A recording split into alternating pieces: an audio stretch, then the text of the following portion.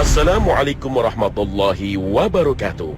Selamat pagi pemirsa Trans 7 yang dirahmati Allah. Ramadan menjadi bulan istimewa karena pada bulan ini umat Islam diwajibkan untuk berpuasa.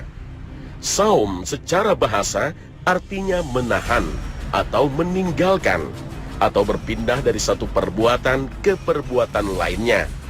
Saum juga bisa berarti diam. Secara terminologi, saum berarti menahan diri dari makan, minum, dan berhubungan suami istri dengan niat beribadah kepada Allah mulai dari terbitnya fajar hingga terbenam matahari. Puasa mengandung banyak hikmah dan faedah. Puasa ditujukan untuk melatih jiwa, untuk mengendalikan nafsu, dan mendidik jiwa untuk memegang amanah. Puasa juga melatih kesabaran dan ketabahan. Bahkan, puasa juga berfaedah untuk kesehatan. Selain puasa Ramadan, ajaran Islam juga mengenal puasa sunnah, seperti puasa 6 hari di bulan Syawal, puasa Arafah pada tanggal 9 Zulhijjah, dan puasa Tarwiyah pada tanggal 8 Zulhijjah bagi yang tidak menunaikan ibadah haji. Selain itu, ada puasa Senin Kamis, puasa Daud, dan puasa Asyura pada tanggal 10 bulan Muharram. Ada juga puasa 3 hari di pertengahan bulan. Namun umat Islam diharamkan puasa di waktu-waktu tertentu, yaitu pada hari raya Idul Fitri, Idul Adha, dan hari Tasyrik, yaitu pada tanggal 11, 12, dan 13 Zulhijjah.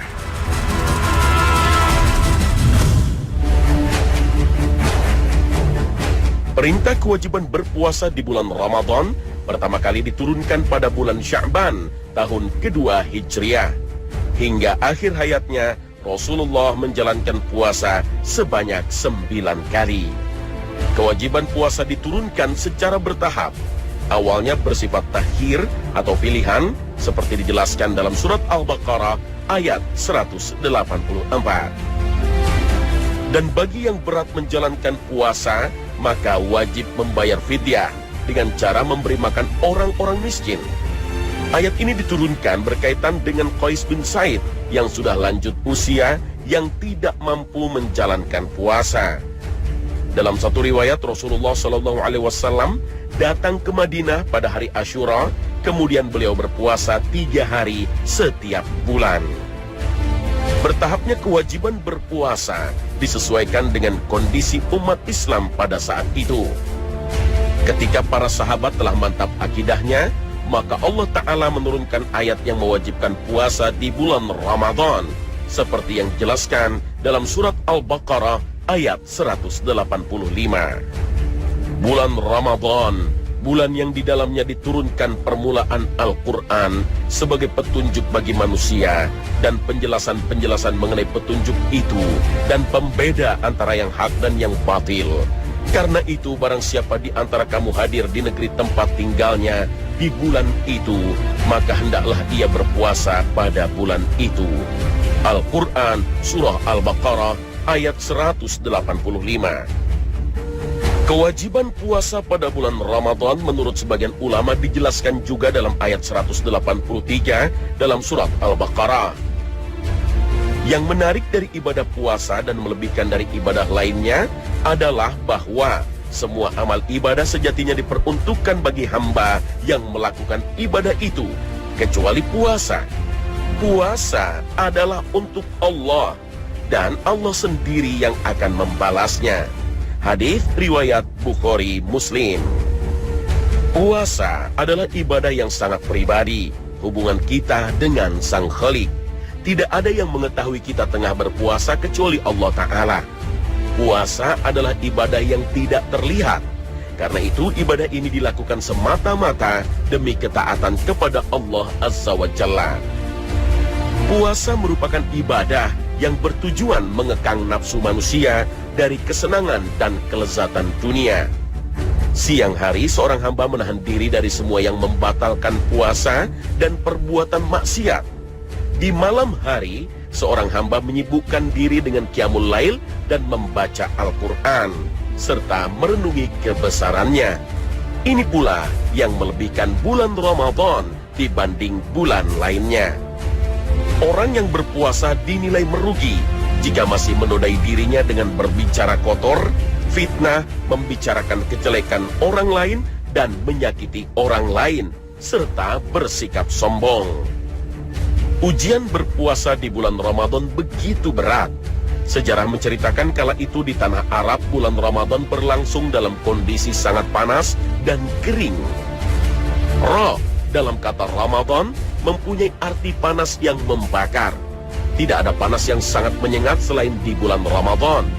Di siang hari panas begitu menyengat dan berlangsung lebih lama hingga 16 jam.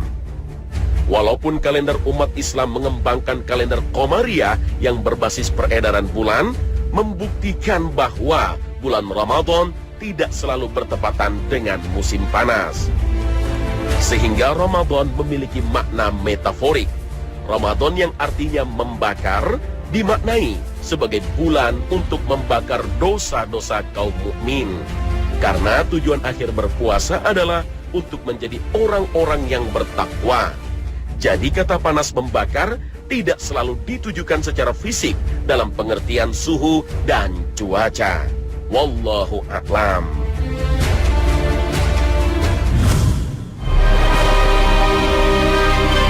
Imam Abu Hamid Al-Ghazali dalam kitabnya Ihya Ulumuddin membagi puasa dalam 3 tingkatan. Pertama, puasanya orang awam, yaitu puasa yang hanya menahan diri dari perkara yang membatalkan puasa, seperti makan dan minum. Kedua, shaumul khusus atau puasa orang khusus. Selain menahan diri dari perkara yang membatalkan puasa, juga menjaga panca indera dan seluruh badan dari segala dosa. Ketiga, shaum khususul khusus atau puasanya orang istimewa. Selain berpuasa dari yang membatalkan dan berpuasa dari dosa, juga hatinya berpuasa. Tidak lagi memikirkan soal duniawi. Banyak rahasia dan hikmah puasa yang bisa kita raih selama menjalankan ibadah ini dengan sungguh-sungguh hingga mencapai tingkatan puasanya orang yang istimewa. Puasa merupakan latihan untuk menguatkan jiwa dalam mengendalikan hawa nafsu. Karena hawa nafsu cenderung mengarahkan manusia pada kesesatan. Allah Ta'ala mengingatkan kita dalam firman-Nya. Maka pernahkah kamu melihat orang yang menjadikan hawa nafsunya sebagai Tuhannya, dan Allah membiarkannya sesat berdasarkan sepengetahuannya, dan Allah telah mengunci pendengaran dan hatinya, serta meletakkan tutup atas penglihatannya. Maka siapakah yang mampu memberinya petunjuk setelah Allah membiarkannya sesat? Mengapa kamu tidak mengambil pelajaran? Al-Quran Surah Al-Jasiyah ayat 23. Puasa itu mendidik kemauan untuk meningkatkan keimanan dan mempertahankan keinginannya yang baik. Hikmah lainnya, puasa bisa menyehatkan badan dan mengenalkan nikmat sehat. Untuk bersyukur atas nikmat sesungguhnya tidak akan terasa sebelum datang yang namanya penderitaan. Setelah seharian tidak makan dan tidak minum, serta merasakan derita orang yang kelaparan, maka kita akan merasakan sebuah kenikmatan makan dan minum pada saatnya kita berbuka di waktu maghrib. Sehingga rasa syukur kita akan buah kenikmatan itu bukanlah rasa syukur basa-basi. Kita juga dilatih untuk berempati terhadap penderitaan orang-orang fakir dan miskin. Sehingga ujung yang diharapkan adalah aktivitas berbagi. Karena itulah, sambutlah datangnya bulan Ramadan dengan menguatkan niat ibadah. Bukan sekedar perayaan tahunan yang harus dilewati tanpa makna. Ramadan adalah momentum yang sangat langka untuk mendidik diri, mendidik keluarga, dan mendidik masyarakat sehingga mencapai derajat orang-orang bertakwa. Amin, Allahumma amin.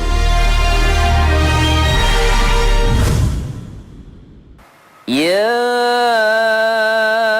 ayyuhalladzina amanu kutiba alaikumus siyam كتب عليكم الصيام كما كتب على الذين من قبلكم لعلكم تتقون. Imam Al-Alusi dalam tafsirnya menjelaskan yang dimaksud orang-orang sebelum kalian adalah para nabi sejak masa Nabi Adam alaihissalam. Pemirsa khazanah, inilah kisah puasa para nabiullah sebelum turun perintah puasa pada bulan Ramadan. Dalam tafsir Ibnu Katsir dijelaskan bahwa ibadah puasa diwajibkan selama 3 hari setiap bulannya, seperti yang dilakukan oleh para nabi. Tapi kewajiban ini dihapus dan diganti dengan berpuasa pada bulan Ramadan. Menurut Ibnu Abbas, kaum Nasrani pada masa itu biasa berpuasa 10 hari di awal bulan dan 10 hari di akhir bulan. Dan mereka biasa berpuasa antara musim dingin dan musim panas. Dalam sebuah riwayat, Nabi Adam alaihissalam berpuasa pada 10 Muharram sebagai rasa syukur karena bertemu dengan istrinya Siti Hawa di Padang Arafah. Ada pula yang mengatakan Nabi Adam berpuasa sehari semalam setelah diturunkan dari surga ke bumi.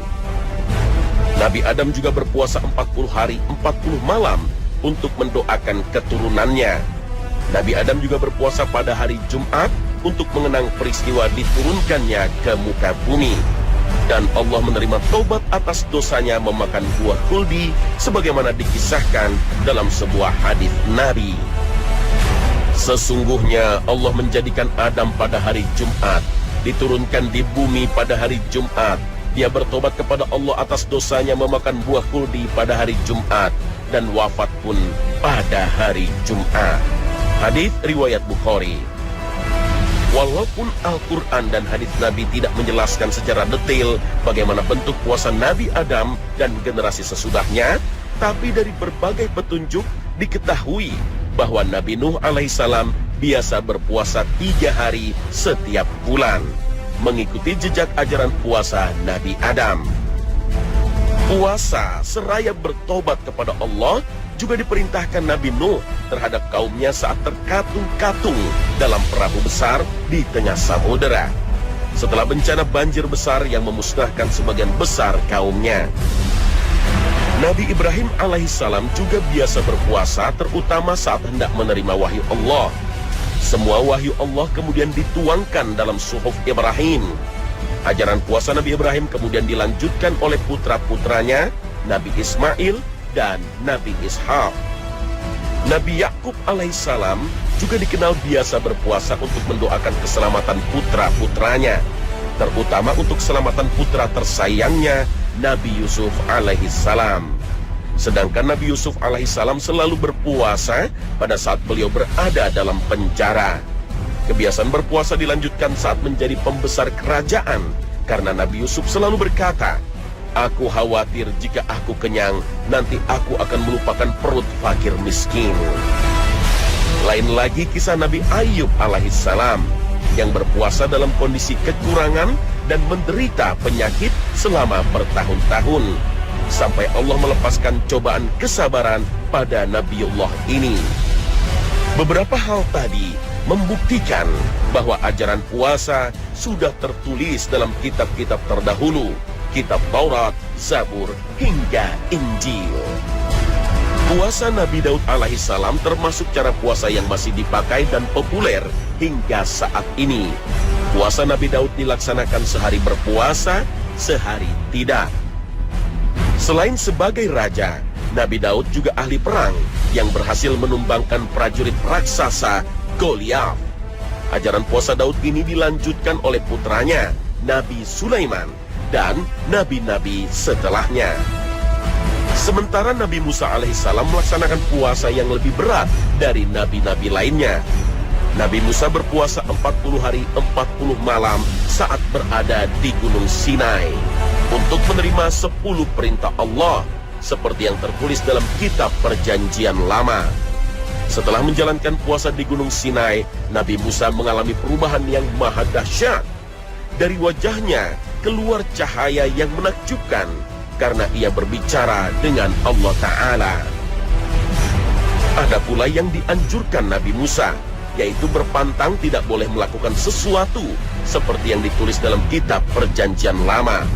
Nabi Musa diharuskan memelihara hari raya roti tidak beragi yang ditetapkan pada bulan Abid sebagai peringatan keberhasilan Nabi Musa dan kaum Bani Israel keluar dari Mesir dan selamat dari kejaran Fir'aun. Kata som digunakan dalam kitab Perjanjian Lama untuk menunjukkan makna yang sama seperti yang diyakini umat Islam, yaitu menghentikan aktivitas makan, minum, dan menahan hawa nafsu dari berbuat dosa. Inilah syariat puasa yang dijalankan para nabi. Puasa menjadi sarana untuk mendekatkan diri pada Allah dan untuk menjadi hamba-hambanya yang dicintainya. Wallahu a'lam.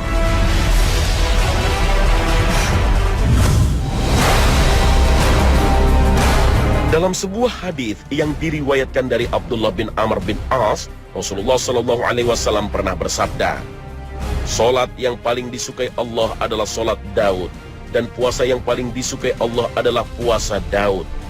Dia Daud tidur 1/2 malam, bangun di 1/3-nya, tidur lagi di 1/6-nya, dan berpuasa sehari serta berbuka sehari." Hadis riwayat Bukhari. Inilah salah satu dalil tentang keutamaan puasa Daud. Jika memang mampu, maka lakukanlah sehari berpuasa, sehari berbuka. Salah satu puasa yang dilarang adalah puasa dahar atau puasa setiap hari sepanjang tahun, karena ditakutkan akan melupakan kewajiban dan mengabaikan hak orang lain serta hak tubuhnya sendiri. Untuk puasa sunnah, Rasulullah mencontohkan berpuasa pada hari Senin dan Kamis. Suatu saat, Rasulullah ditanya oleh para sahabat, "Kenapa berpuasa pada hari Senin?" Beliau menjawab, "Ia adalah hari kelahiranku, hari aku diutus, dan hari diturunkan Al-Quran kepadaku." Hadis riwayat Muslim. Tapi, jangan diartikan hadis ini sebagai anjuran kita berpuasa pada hari kelahiran sendiri. Hadis ini hanya memaparkan keutamaan berpuasa pada hari Senin. Pada hadis lain Rasulullah juga bersabda, "Berbagai amalan dihadapkan pada Allah pada hari Senin dan Kamis, maka aku suka jika amalanku dihadapkan sedangkan aku sedang berpuasa." Hadis riwayat Tirmizi. Mana yang lebih utama, puasa Daud atau puasa Senin Kamis? Rasulullah pernah berkata kepada istrinya Aisyah radhiyallahu anha, "Pahalamu tergantung pada kesungguhanmu." Hadis ini menjadi sebuah kaidah fikih. Semakin sungguh-sungguh suatu ibadah dilakukan, maka semakin besar fadilahnya. Kesungguhan ini meliputi dua hal, kualitas dan kuantitasnya. Semoga kita termasuk orang-orang yang selain memperbanyak kuantitas ibadah, juga kualitasnya. Dan yang terpenting, tujuan berpuasa adalah untuk mencapai derajat sebagai orang yang bertakwa. Takwa yang diajarkan oleh Rasulullah SAW bukan sebagai ajang pamer atau sebagai syarat untuk memperoleh kedigdayaan yang menjurus kepada kesyirikan. Karena cuma takwa yang diminta oleh Allah kepada setiap insan manusia Islam, tidak lebih.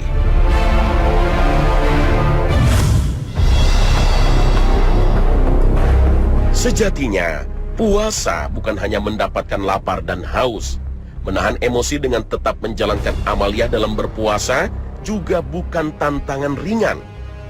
Menjaga wara dan kesabaran dalam berpuasa adalah keutamaan dalam berpuasa. Walaupun marah dalam keadaan berpuasa tidak membatalkan, namun sangat dilarang oleh Rasulullah. Dari Abu Hurairah radhiyallahu anhu, Rasulullah SAW bersabda, "Puasa adalah membentengi diri. Maka bila salah seorang kamu di hari ia berpuasa, janganlah berkata kotor dan jangan teriak-teriak. Dan jika seseorang memakinya atau mengajaknya bertengkar, hendaklah ia mengatakan, sesungguhnya aku sedang berpuasa." Hadis riwayat Bukhari dan Muslim. Rasulullah mengajarkan kita untuk mendahulukan puasa. Semua hinaan, cacian atau tantangan orang untuk berkelahi sebaiknya diacuhkan demi menjaga wara' dan ketakwaan kita kepada Allah Azza wa Jalla. Karena ibadah puasa yang kita sedang jalani sejatinya milik Allah. Jadi harus menjadi puasa yang terbaik. Jauh lebih mudah bagi kita untuk menahan makan dan minum.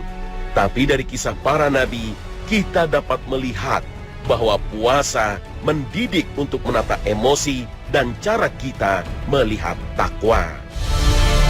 Kewajiban berpuasa mengajarkan kita akan keikhlasan.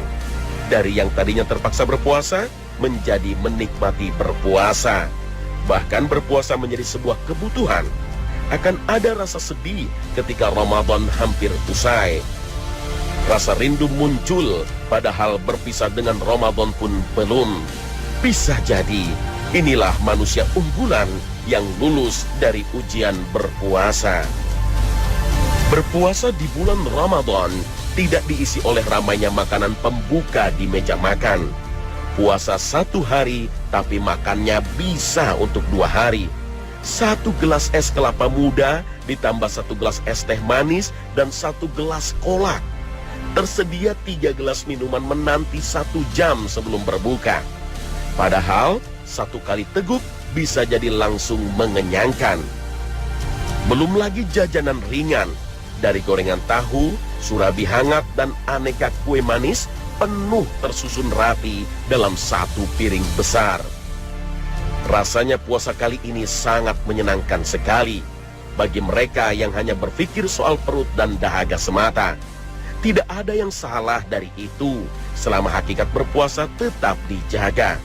Bahwa berpuasa adalah milik Allah, dipersembahkan untuk Allah, maka jadikanlah puasa kita puasa.